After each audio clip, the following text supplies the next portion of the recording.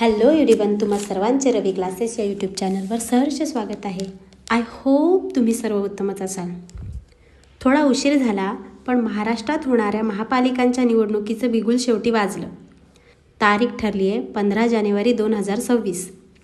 कोकण, नाशिक, पुणे, छत्रपती संभाजीनगर, अमरावती व नागपूर अशा 6 विभागांमधल्या 22 जिल्ह्यांमध्ये एकूण 29 महापालिकांमधील 2869 जागांसाठी लढत होणार आहे व त्यासाठी 3,48,78,017 एवढे मतदार मतदान करण्यास पात्र आहेत. त्यासाठी 1 जुलैची मतदार यादीच ग्राह्य धरली गेलेली आहे. सोमवारी 15 डिसेंबर 2025ला महाराष्ट्र राज्य निवडणूक आयोगाने जाहीर केलेल्या निवडणूक कार्यक्रमानुसार 23 डिसेंबर 2025 ते 30 डिसेंबर 2025 पर्यंत उमेदवारांना उमेदवारी अर्ज दाखल करता येईल. 31 डिसेंबर रोजी दाखल केलेल्या उमेदवारी अर्जांची छाननी केली जाईल. एखाद्या उमेदवाराला आपली उमेदवारी मागे घ्यायची असेल तर त्यासाठी 2 जानेवारी 2026 ही अंतिम तारीख असेल.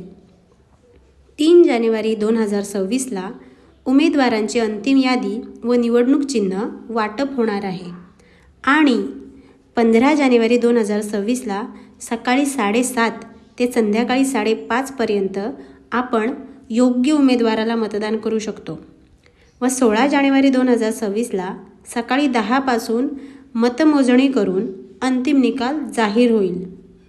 ह्या निवडणुकीत विशेष म्हणजे मतदान EVMवर होईल, पण यावेळी VVPAT डिव्हाइस नसेल व आजारी आणि ज्येष्ठ नागरिकांचे मतदान करण्यासाठी वोटिंग मशीन घरीही घेऊन जाता येणार नाही, असे आयोगाने स्पष्ट केले आहे.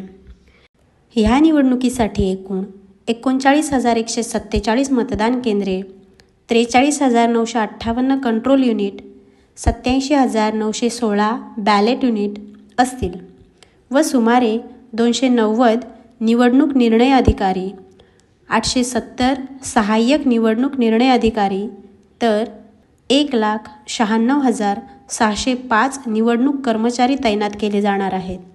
आणि ह्या सगळ्यात आपल्याला फक्त योग्य उमेदवारालाच मत द्यायचं आहे.